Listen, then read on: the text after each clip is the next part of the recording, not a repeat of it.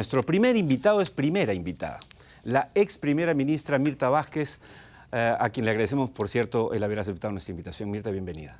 Muchísimas gracias por la invitación. Vamos a tener que tocar de entrada lo que ha sido la noticia del día en el Perú.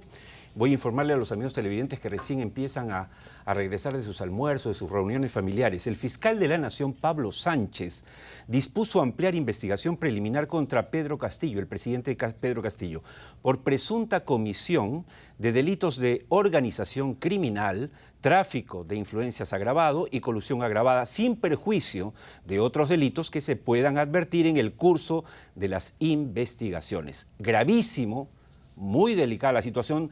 Tan es así que el presidente Pedro Castillo ha convocado de emergencia a todo su gabinete, el cual se encuentra con él reunido en Palacio de Gobierno. Primera pregunta a nuestra invitada, ex primera ministra de este gobierno, Mirta Vázquez. ¿Cuáles son sus impresiones sobre este anuncio del fiscal de la Nación? Bueno, a mí me parece que se ha adoptado un nuevo criterio que no contradice lo que está establecido en la Constitución. Recuerden que la Constitución lo que prohíbe es la acusación a un presidente en funciones y hace algunos años incluso se interpretaba eso como que no se podría abrir ninguna investigación contra un presidente. Luego Zoraida Ábalos varió un poco y flexibilizó este criterio y ella lo que decía es se puede abrir la investigación, pero inmediatamente se dejaba suspendida. Ahora el criterio del fiscal Pablo Sánchez es que se puede hacer una investigación y mientras no se acuse, la investigación puede continuar, y a mí particularmente me parece un buen criterio, ¿no? Porque sucede... ¿Usted lo veía venir, Mirta? Yo creo que sí, ¿no? Han ido apareciendo una serie de indicios importantes que ameritan, creo, que haya una investigación célere, sobre todo porque en este momento, por ejemplo, hay testigos que están ofreciéndose como colaboradores eficaces. Así y creo que dan información que en este momento es fundamental, que hay que aprovecharla. Y cuando usted estaba en el premierato, digamos, ¿no llegaba a usted todos estos rumores que hoy se hacen cada vez más fuertes? Cuando yo estaba en funciones, realmente para mí más bien era un problema tener una constante comunicación con el presidente, y las cosas que yo iba enterándome son las que me enteraba por los medios de comunicación. Eso ya a mí hacía que a veces le he pedido respetuosamente las explicaciones al presidente. Y claro, mi consejo era que si no estaba él involucrado en esto, que rápidamente pudiera marcar de estas personas que estaban siendo básicamente relacionadas con actos de corrupción. A mí eso me parecía muy delicado, y como sucede ahora, si es que no se marca con eso rápidamente, pues...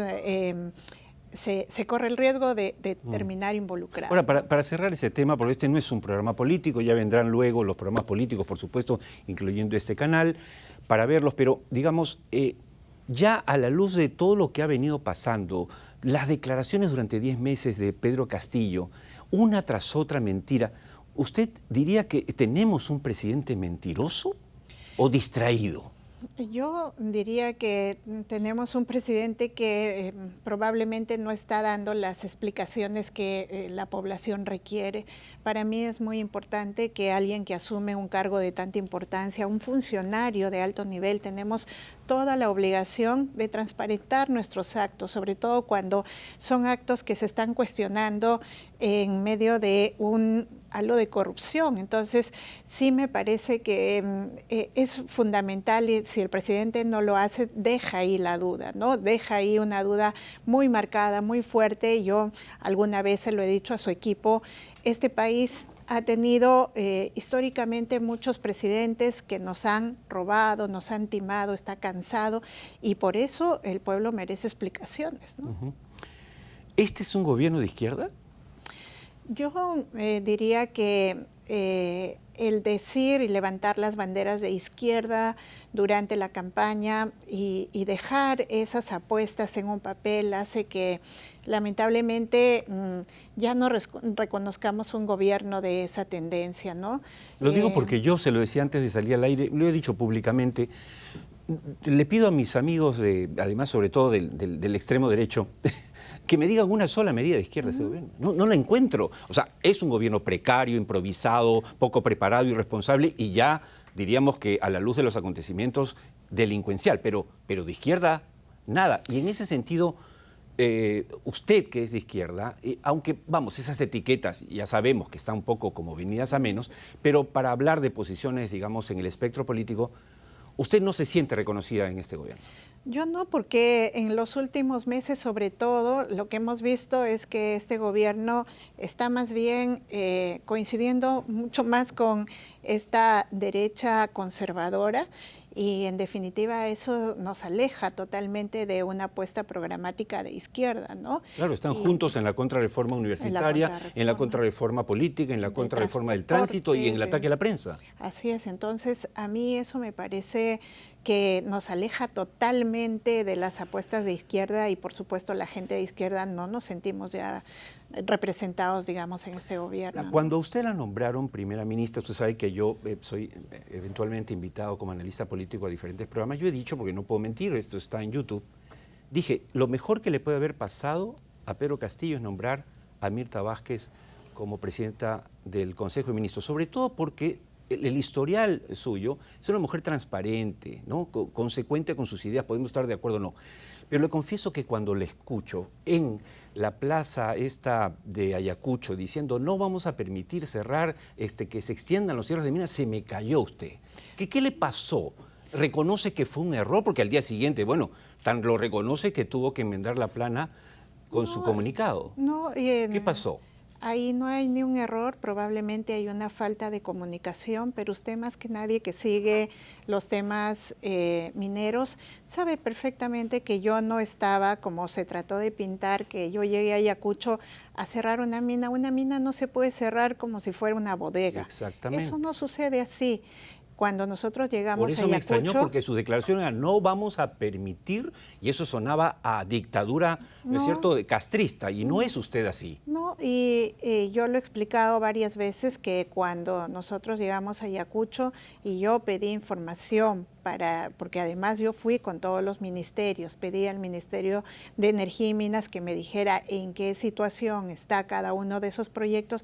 Estos 4 proyectos, 3 de ellos tenían una fecha de cierre progresivo para este año. Entonces, por eso dijimos, las minas están cerrando, es un proceso, eso además nosotros no hemos señalado ni estamos poniendo a tal fecha, cierran. Las propias empresas pero colocan. Fue que usted dijo, no vamos a permitir. No vamos a permitir. ¿Cómo no vamos a permitir? Existe el SENACE, existen instituciones. Ahí yo creo que es Hidalgo reconocer que usted se equivocó. No dije yo no vamos a permitir ni señalé una fecha. Si usted vuelve a revisar mis declaraciones. Está ahí el audio, si quiere el video lo vemos juntos, pero es bastante preocupante. Pero al día siguiente rectificó. Y yo reto justamente a eso porque yo creo que no se entendió y por eso nosotros salimos a explicar que esto no era una clausura porque no funciona así. Nosotros íbamos a acompañar un proceso de cierre. Lo que sí falló es no decir, y eso porque faltó la información, es no decir que las empresas habían solicitado una ampliación y las ampliaciones se tienen que evaluar. Eso es lo que falló. En todo caso, para no quedarnos ahí en la anécdota, usted es una persona que ahora, mire, ha sido parlamentaria, ha sido presidenta del Congreso, y yo creo que lo hizo muy bien, además, en la época de Sagasti, y ha sido primera ministra, eso es un lujo. Ahora, pasado digamos, habiendo podido tener estas experiencias, ¿usted diría hoy que es prioritario, fundamental, importante cuidar las industrias extractivas en el Perú y en particular la minería para poder hacer el recambio, las mejoras económicas, o usted es de las que cree que no necesitamos de la minería? Yo siempre lo he dicho, don Oscar, y usted sabe cuál ha sido mi trayectoria. En algunos lugares he sido muy crítica, como en Cajamarca, muy crítica con el comportamiento de las empresas. En otros lugares he asesorado comunidades como en Las Bambas, donde he acompañado más bien los acuerdos a los que llegaban con las empresas. Entonces, frente a eso, yo quiero decir, Número uno, yo no soy ninguna antiminera, siempre he dicho que la minería cumple un rol en este país y un rol importante. Y ese rol tiene que ser un rol de apuesta por el desarrollo y no que se convierta, como en algunos lugares, por irresponsabilidades de algunas empresas, se ha estado sintiendo como si fueran una amenaza. Entonces, hay un rol bien importante que cumplir.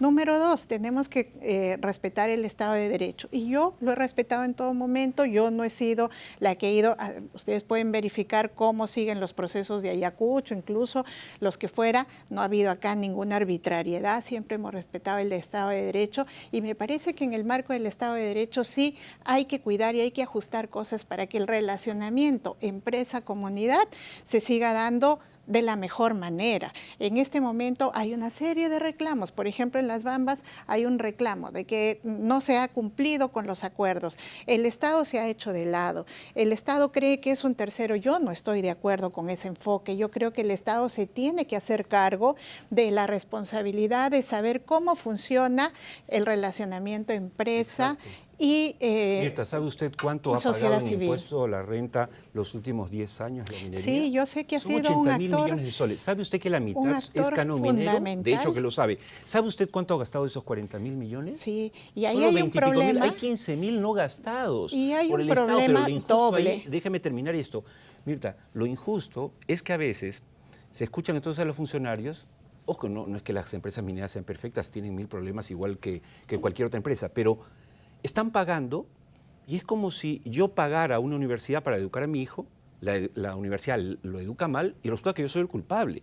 Las empresas han pagado, el dinero existe, el Estado está fallando y usted ha estado en el Estado. Las empresas también han estado fallando, don Oscar, y yo creo que independientemente del problema que hay de cómo se gastan los recursos, y ahí hay un problema incluso burocrático que no solamente obedece a una ineficiencia de cualquier alcalde o gobernador, ahí hay que arreglar una serie de problemas que tienen que ver con normas, burocracia, de cuándo les entregan el dinero, hasta cuándo tienen que gastar. Bueno, hay una serie de problemas. Y la corrupción de paso. Pero también, sí, la corrupción, pero también las empresas han estado cometiendo una serie de errores y sería saludable sentarse, conversar transparentemente. ¿Qué errores, por ejemplo, Mirta? ¿Qué errores? Por ejemplo, estos de hacer que las comunidades y ellos lleguen a acuerdos de manera independiente sin permitir que nadie intervenga. Ahora, por ejemplo, en Las Bambas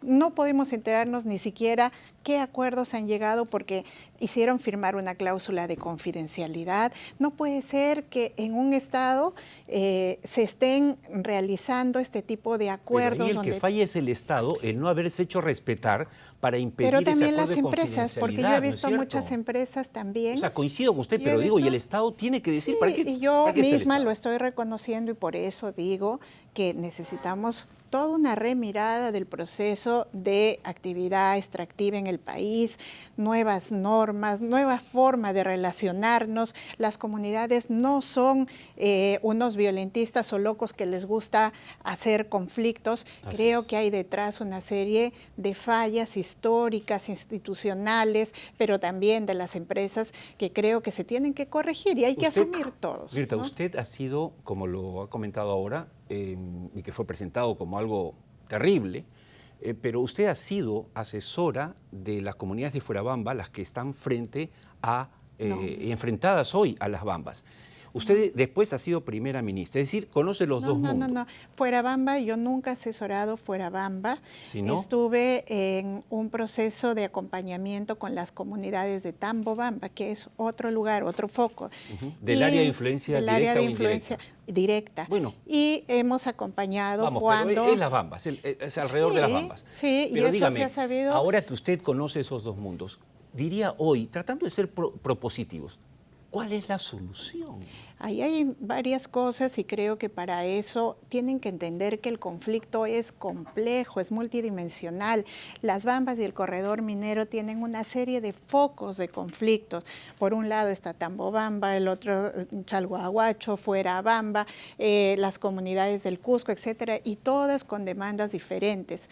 ¿Qué ha pasado en estos años? Que la empresa, el Estado, por falla del Estado, se ha dejado a la empresa ir haciendo haciendo acuerdos de manera unilateral con una comunidad. Por el abandono del Estado. Sí, yo no le voy a negar la falla de la empresa. Estamos quedando en que sí. Coincidimos, pero es que el Estado diciendo está cuál ausente. es el problema ahora mismo, ¿no? Claro. El problema ahora mismo es que debido a que se ha hecho tan desordenadamente esos acuerdos y no ha habido un proceso en el que además haya alguien vigilante que esos acuerdos se puedan cumplir. Ahora cada vez más se está agudizando el conflicto y no se llega a entender. Se piensa que la solución es militarizar, declarar estado de emergencia. Eso va a agudizar más la situación. Hay que esforzarnos por escuchar, por entablar el diálogo. Cuando yo he estado de primera ministra, yo terminé el año 2021 incluso, y las empresas no lo pueden negar. Con ellos nos hemos sentado a conversar y hemos desescalado todos esos conflictos y hemos mirado cuál es la manera de intervenir. ¿Se puede intervenir? Sí, porque en esa zona ni siquiera la gente es antiminera. La gente lo que está buscando es cumplimiento de acuerdos, es mejores condiciones, y para eso se necesita escucha y no en represión como se está haciendo ahora. Claro, estamos más de un año y ya casi 2 meses con una mina paralizada que produce el 8% del cobre del Perú. Sí, es algo que el Perú está perdiendo, y usted sabe mejor que yo que los que están perdiendo sobre todo son los más pobres. Y los trabajadores, miren, hay todo un sector, no solamente es la empresa que deja de operar, toda esa zona está engarzada en la actividad extractiva, los trabajadores que son otro sector. Entonces no nos podemos dar el lujo pues de decir simplemente el conflicto está en esa situación y el gobierno decir, bueno, no voy a flexibilizar mi posición, porque eso es lo que están diciendo desde el gobierno. Si es que no flexibiliza la comunidad, pues nosotros tampoco vamos a levantar el estado de emergencia. Les han metido 60 días más. Están agudizando más la situación. Por favor, un poco de escucha, reconstituyan los equipos de diálogo y conflictividad que se ha desarmado dentro de la PCM. Había un excelente equipo. Busquen mediadores, porque yo creo que a estas alturas, y siento mucho decirlo, el Premier no está en la condición de ser el interlocutor. Me parece que tienen que buscar otra fórmula, buscar un interlocutor válido y volver a establecer un proceso de diálogo flexibilizando ambas partes sus posiciones. ¿Qué estilos más distintos, Dios mío?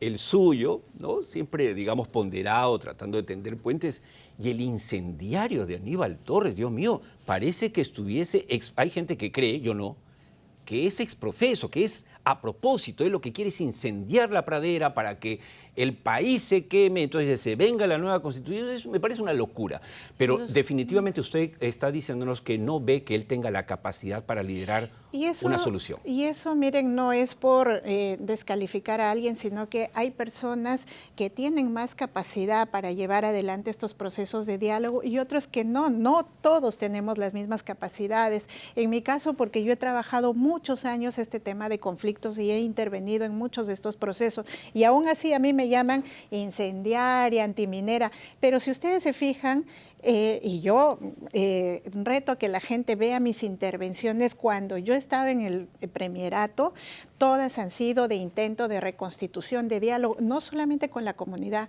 con la propia empresa, y a ambas partes diciéndoles con sinceridad qué es lo que nos toca hacer y qué cosa es responsable y qué no, porque ambas partes a veces se quedan en posiciones y lo que hay que buscar es qué intereses hay detrás, cuáles son las cosas que vamos a trabajar de fondo. Eso es lo que hay que lograr. Un poco terminando la conversación, agradeciéndole mucho su presencia, Mirta, que estoy seguro será la primera y no la última. Sí. Volviendo un ratito al tema político. ¿Usted ve terminar su mandato a Pedro Castillo ahora que empezamos la conversación con esta apertura de investigación del fiscal de la Nación, que es muy grave? Por el 10% de lo que le está pasando a Castillo se cayeron otros presidentes. ¿Lo ve usted terminando su mandato, sinceramente? Bueno, es que en este momento es muy complicada la situación, ¿no? Creo que el gobierno, como ningún otro a estas alturas, está mostrando mucha debilidad, precariedad, se está mostrando poco eficiente para responder al gran reto, porque también lo que resulta aún más grave para este gobierno es que además de asumir una serie de temas, digamos, de contexto que ya tenemos en el país, hay un contexto internacional que hace más difícil y hace que esta situación sea un reto mucho más complejo que no sé si está en la capacidad de poderlo abordar, ¿no? Por eso es que hay toda una duda, ya hay varios sectores que... Duda que usted comparte, por lo que veo. Sí, yo comparto esa duda, lamentablemente no quisiera decirlo. Todos aspiramos elegir un gobierno. Yo he sido una de las que he defendido que los gobiernos deben cumplir sus mandatos, pero creo que en este momento nos queda mucha duda respecto a que sí hay capacidad, sobre todo por el contexto tan grave que estamos viviendo como país, ¿no? De acuerdo, Mirta, muchas gracias por haber venido al programa y hay mucho por conversar. El país necesita gente proactiva. Me alegra escucharla, además, con la ponderación de siempre. El Perú no es un país solamente minero, es minero, petrolero, energético, agrícola. Somos ahora digamos, la sorpresa en el mundo de la agroexportación. Tenemos que vernos de manera distinta, las cosas tienen que cambiar, tenemos que cambiar los políticos también, y ojalá que usted en ese camino continúe para volver a conversar aquí. Muchas gracias. Muchísimas gracias, don Oscar.